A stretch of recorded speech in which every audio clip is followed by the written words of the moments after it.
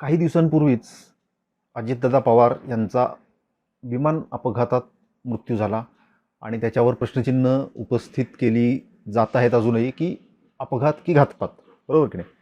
इतिहासामध्ये सुद्धा असे संशयास्पद किंवा गूढ मृत्यू अनेक नेत्यांचे, अनेक महत्त्वाच्या व्यक्तींचे झालेले आहेत आणि त्याचं गूढ कधीही आज तागायत उकललेलं नाही, ते गूढच राहिलं. नेताजी सुभाषचंद्र बोस आपल्याला माहिती आहेत की विमान अपघाताचं विमान अपघातात गेले असं एक आपल्यासमोर ठेवलं गेलं. नंतर अशी थिअरी आली की गुमनामी बाबा म्हणून राहत होते वगैरे.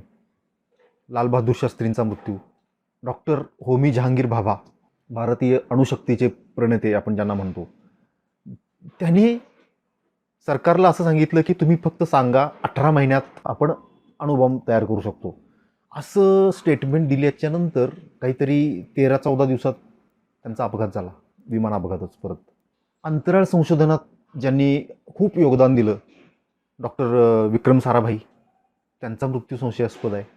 डॉक्टर श्यामाप्रसाद मुखर्जी, नंबी नारायण अजून हयात आहेत, पण त्यांचा जो काही छळ झाला हेरगिरीच्या खोट्या आरोपाखाली, आपण त्याच्यावरचा सिनेमा पण बघितला असेल, नसेल बघितला तर जरूर बघा, रॉकेटरी. आर माधवननी त्याच्यामध्ये भूमिका केली, नंबी नारायण यांची. त्याच्यामागची कारणं पण गूढ आहेत. जी माणसं आपला देश पुढं घेऊन जाण्यासाठी प्रयत्न करत होती, त्या माणसांचा मृत्यू झालेला. आपला देश पुढं जाऊ नये असं कुणाला वाटत असेल?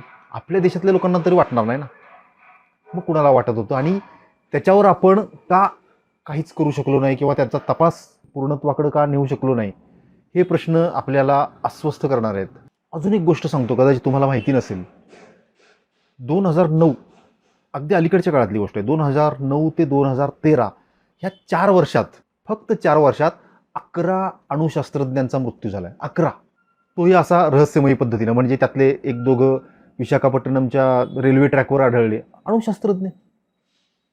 कुणालाही पत्ता नाही त्याचा, त्यांची नावंही आपल्याला माहिती नाहीत आणि मृत्यूचा तपास वगैरे तर खूप लांबच्या गोष्टी.